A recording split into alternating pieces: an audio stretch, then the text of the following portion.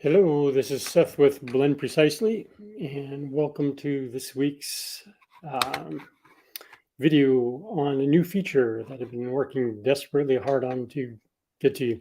Everybody in the schools is starting to teach cosmetic blending, or excuse me, percentage blending. And hi, Leah. Um, so we've gotten a lot of feedback from people. They really like this feature to be able to convert from normal aromatherapy blend with drops and grams or whatever units you use into percentages. And so we've had the cosmetic blending if you create it from scratch before, but we haven't um, given you a way to translate an existing recipe to the cosmetic, what we call cosmetic, but should actually be called percentage, and we'll be changing that later. So let me just show you, cut to the chase here. All right, I need to share my screen downtime. Let's do that. And sharing screen. Okay, so here I am on the app, and I'm going to select a previously created recipe, conveniently called 1%. Not anything specifically meaningful there, but just the name I gave it. All right, so we have a new button here, Save as Cosmetic, which didn't exist there before. So if I click that, it asks me if I want to create an additional recipe, but just give it the name cosmetic and make it a cosmetic blend. So here we go. And as you can see, we're in cosmetic mode. And we have a typical layout as if you had just clicked the cosmetic mode and created each one of these individually. So let's see, what else can I tell you about this? So there are two recipes. One is the original, and then the one that you just created. So moments ago, Katrin just got off a call with one of our customers and was asking about this feature and what they liked about it and what they didn't. And we realized that there may be multiple workflows about how people work. And would it be better to, instead of creating a second one, to simply use one and toggle back and forth? Apparently, there's a way of blending where you do, it's called drop per drop or drop by drop, where you create a recipe over time just to let it set and ripen or something like that. So I'm not familiar with it, but I'm very interested in your workflow. And if you play around with this, um, give me some feedback and ideas about what you think would work there. So printing and all the things that you would expect are there. So gives you exact cent for cent types of calculations and display of information that you find in more statistics. So one thing I did want to point out, if you do create a blend as cosmetic and you just want to keep the cosmetic version, remember to delete the original. If you find yourself always going from the original and making changes, you need to remember to create a new cosmetic, which you can do multiple times. Like I can call this one cosmetic 2, so on and so forth.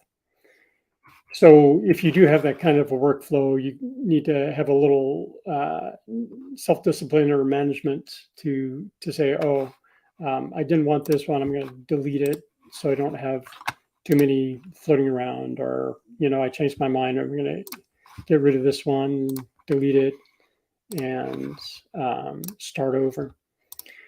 So again, tell me how you work.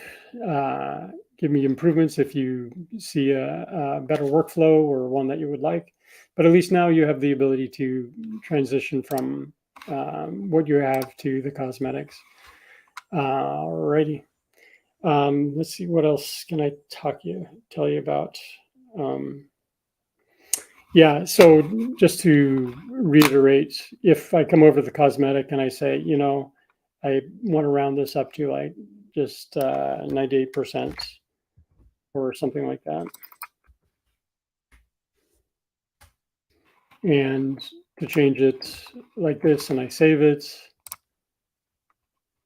And then I notice that the cost is say like 1049, and you get familiar with this one. If you're maintaining both of them, you need to be careful that you are aware that you made a change here and there.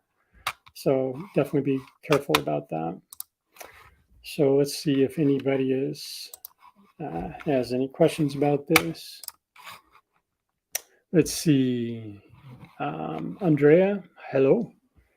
Um, the workflow from the beginning, sure. Let's see. We've also got Leah. Being able to see drops and then 1% and even milliliters side by side would be cool. Okay, good feedback. Thank you. And let's see, my one-off recipes are drop by drop, but I use percent for my master blends. I see. Okay. Leah, since you brought this up, I'd love to see a workflow that would work best for you once you create a blend in the drop space, and then use it. It sounds like you would want to maintain both, but would you want to see a change in one be reflected in the other, and vice versa? So generally speaking, it's difficult to go back from a percent because once you've converted grams to a percent, you've lost the information about the grams. Technically possible, difficult, but I got your message here about maintaining both. Okay, great, thanks. We'll put that into the mix.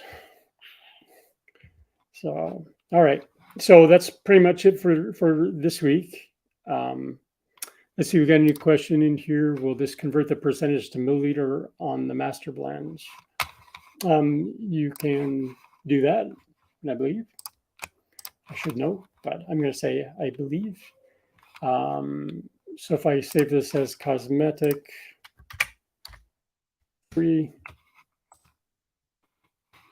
it doesn't do it automatically, but you can say milliliters and then save it. So that's one way you can do it. All right. I hope that answers that question. And let's see. I'm sorry, I realized I wasn't sharing the screen there. Let me do that one again. Sorry, I'm getting used to this technology. So here we go. All right, so let me just redo that. So just to repeat, I'm starting out with the normal drops, and then I'm going to save it as cosmetic, and I'll call it cosmetic 4.